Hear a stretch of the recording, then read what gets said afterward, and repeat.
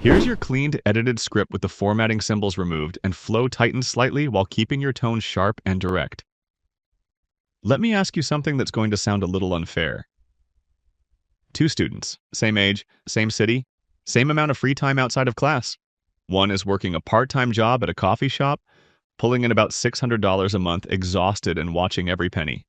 The other one made $10,000 last semester, without a traditional job, without a trust fund, and without dropping out.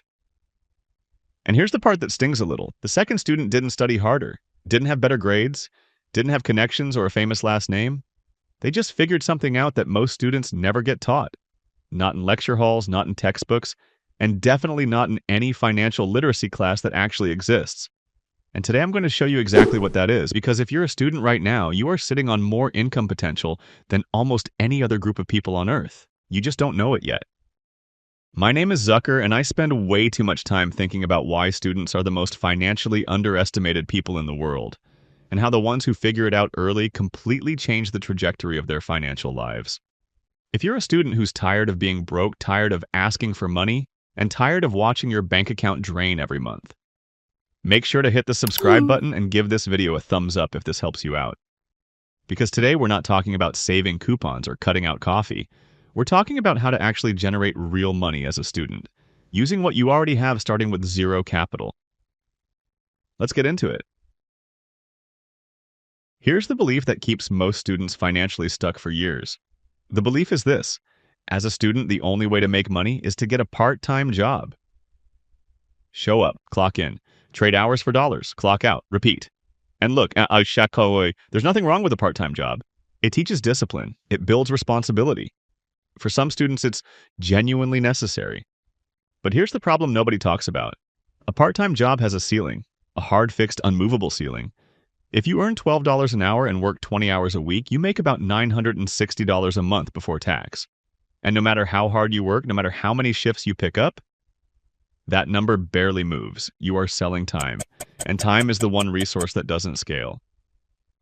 Here's the number that puts this in perspective. According to a 2023 survey, the average student works about 15 hours a week at a part-time job while studying. That's roughly 60 hours a month of their life. Now, what if I told you there are students making $10,000, not in a month, but in a semester, from 20 to 30 hours of total work? Not because they found a shortcut, but because they understood one idea that changes the entire game. The difference between trading time and building value. Here's the idea in its simplest form. When you work a part-time job, you get paid for your time. The moment you stop working, the income stops. But there is a completely different category of income, one that students almost never explore. In this category, the work you do once can keep generating money long after you've stopped doing it. Think of it like this. Imagine you spend 3 hours writing a study guide for a subject you're good at.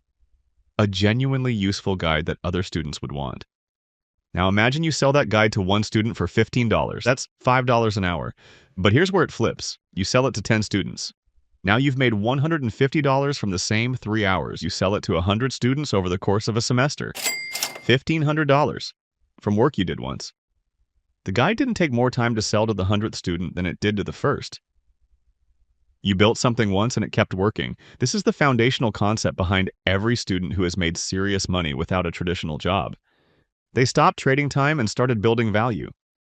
The 3 student income paths. Path 1. Sell your knowledge. The thing you're studying right now has market value. Every subject has students who are struggling with it, and those students will pay for help. Tutoring can pay well, but it's still trading time. Here's how you scale it. Insight section. Here's what actually holds most students back. It's not lack of ability, it's scarcity mindset. When you're broke, your brain focuses on immediate money. Short-term certainty feels safer than long-term potential. That's why part-time jobs feel secure. You know you'll get paid, but building something feels uncertain. The students who break out don't think bigger. They start smaller, not a full course. 1 page, not a business. 1 client, not a brand. 1 post. The goal is momentum, not perfection, because the first dollar you earn outside a job changes everything. It proves this works. And once that belief clicks, the ceiling disappears. Practical takeaway. Here's what to do this week. Pick one path. Knowledge, attention, or skills. Make the smallest possible version of your idea. Find one person who would pay for it before you build it fully. Charge more than feels comfortable. Reinvest what you earn into improving the next version. Here's the truth. Being a student is one of the best financial positions you'll ever be in, and most people waste it. You have time, you have access to knowledge, you have a network, you have room to experiment. The $10,000 isn't the goal, it's proof. Proof that you don't need to wait. Proof that you can build something now. The students who figure this out early don't just graduate with a degree. They graduate with income skills and leverage. You don't need permission, you just need to start.